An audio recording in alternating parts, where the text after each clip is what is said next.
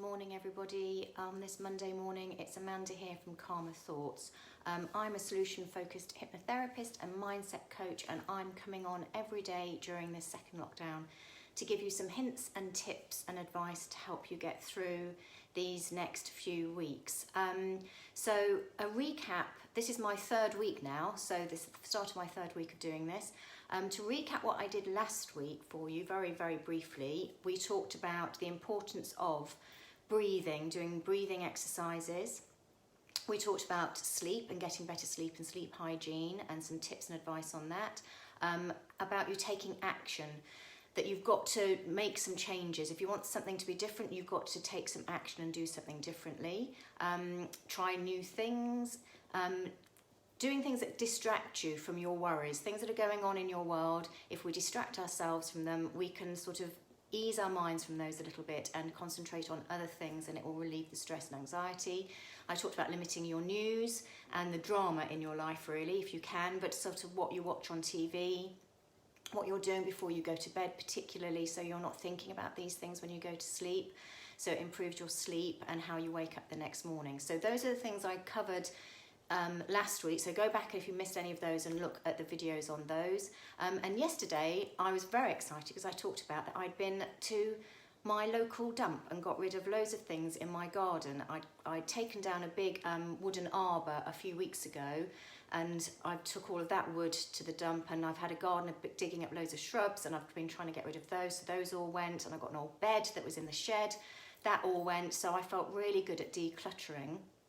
So that was my big tip for yesterday.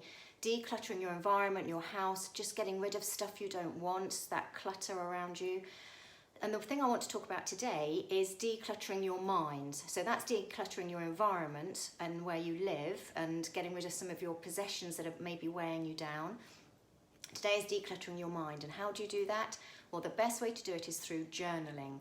And there's so much about journaling, and that's like possibly a whole week's worth of videos just on how to journal. But I'm just going to give you like the tip of the iceberg to get you thinking about it. And the very basic way of doing journaling and writing things down is what I talked about back on day 1 and day 2, which was positivity and gratitude. So if all you did was get a lovely journal, a lovely book, and every day write down the things you are grateful for, and write down the things that are positive in your life, the things that you have done, that you've achieved, that you've noticed around you that are positive. That would be the most basic and fundamental way of journaling, and that would have really good results. Another really basic one to do is just writing a list, putting things down on paper that are going around in your head. So things you've got to do, things that you want to achieve. Sometimes, you know, we worry. I know I wake up in the middle of the night with a thought in my head, and I now have a piece of paper by my bed and a pen, because if that's, I just then lie awake thinking I'm going to forget that, I'm going to forget to do that, and it's a really good idea, or I mustn't forget it. So I just write it down, and it's out of my head on that piece of paper, and I can forget about it and go back to sleep. So that's a really good tip in the middle of the night. It sounds very basic, and lots of you probably do it already, but for those who don't, a piece of paper and a pen by your bed, you can even write it almost in the dark, and just scribble your thought down so it's out of your head and you can let it go. It's all about letting things go. So doing a to-do list and crossing things off on a to-do list is really therapeutic, and you feel so good that you've achieved stuff. But journaling is a good way of putting all your thoughts down on paper, and with the intention that no one else is ever going to read this. It's for your own personal use. And what happens when you journal, we use the left part of our brain, the rational, logical part of our brain, while we're journaling and writing down things, but it frees up the right side of our brain, which is the more creative side, and it can go off and come up with solutions, and it has the freedom to wander, and it lets your creativity flourish and comes up with solutions. And all that I do with clients is what is called solution-focused therapy. So it's allowing people to come up with the solutions to their problems. We all know what we should be doing. We all know the answers to our problems, but we just don't listen to what we are telling ourselves, or our gut feeling, or take action on what we want to do, because often we're fearful.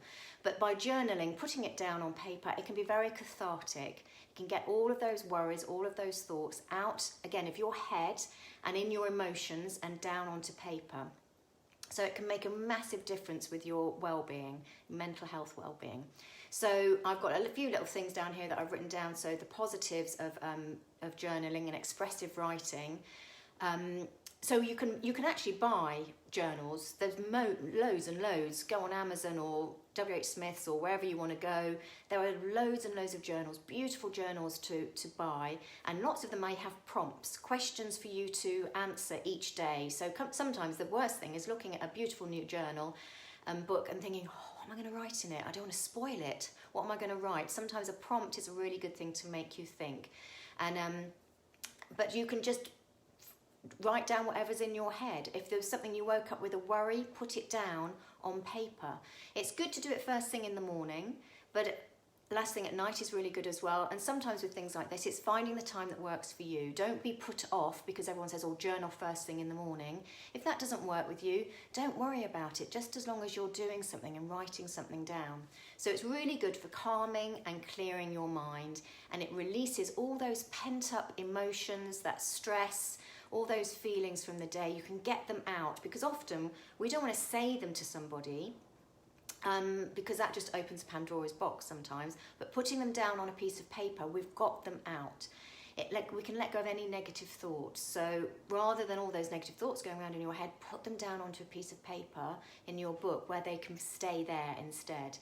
You can explore your anxiety and all your experiences. And sometimes as you write, I found this when I do it, I can be writing about a problem, but then it comes to me what I've done in the past to overcome these sorts of problems, and other things I've done that has been positive that I've forgotten about. And it makes me think, actually, I'm more capable than I thought, and I'm stronger than I thought. And remember how that worked out for me last time? I thought it was a negative. So writing things down. And it's really good writing about your struggles and your successes. Really, focusing on things that have gone well. It can boost your mood. It really affects your mood. It enhances your sense of well-being, and it can reduce symptoms of depression. And it improves your working memory. So it's all good. So even if you just start with the positives and the gratitude each day, or doing a to-do list, putting it out, all your, the things that you need to get done and you're worrying about because you've got to get them done, just to do a to-do list. It's as simple as that. That's the start of journaling. And sometimes I say to people, just doing bullet points is enough in a journal. And if you want to expand it and make it more flowy and flowery and more descriptive, then you can make it more like a diary. But rather than this is what I did, a bit more emotion in it, a little bit more thought and feeling into it. And sometimes it can be the next best thing to go into talking to somebody like me, because you're putting it out on paper. So it can be the first stage of a little bit of self-therapy, really. And then I think I'm looking at all my things that I've written down, but those are all the things I thought of with journaling. As I said, it's a massive topic, and if you Google it or look it up, there's loads and loads of things you can do with it and different types of journaling. But I just want to sort of just give you the idea of it, that it's a really good cathartic thing to do, journaling, getting your thoughts out of here, because when they're in here, they're not doing you any good at all. They're just going round and round and becoming worse and bigger, putting them onto paper, into a book. People even say, you can write it all down and burn it, or, just get rid of it, tear up and destroy it, and it's gone. If you're worried that people might read it, do that. And I think paper and pen is better than on a computer. It's fine if that's what you want to do and that's the best way to work, but sometimes the physical thing of actually writing it down, you have to take a little bit longer doing it. I think that's a good thing to do as well. So that's my tip for today, is think about journaling, getting your worries out of your head, out of your mind, out of your body, out of your emotions, and put them onto a piece of paper where they can make more sense. So that's me for today. I shall, if you journal and you find it helpful, put it in the comments. Or if there's a journal that you use, a good book that you use, please put that down again, ideas for people to follow and to look at. And I will have a little look and maybe put some things down as well. So that's me. Please share with anybody who you think may benefit from watching this. So I've got another, I'm going to go until next Friday doing these tips every day. Different strategies you can use, ideas. Again, I'm just giving you lots of ideas. Some will sit with you and some where you'll think, I could really do that. Some may not be your cup of tea. That's why I'm giving you a lot, so you can think about different things. Anyway, I shall see you tomorrow. Take care. Have a good rest of your Monday. See you tomorrow. Bye-bye.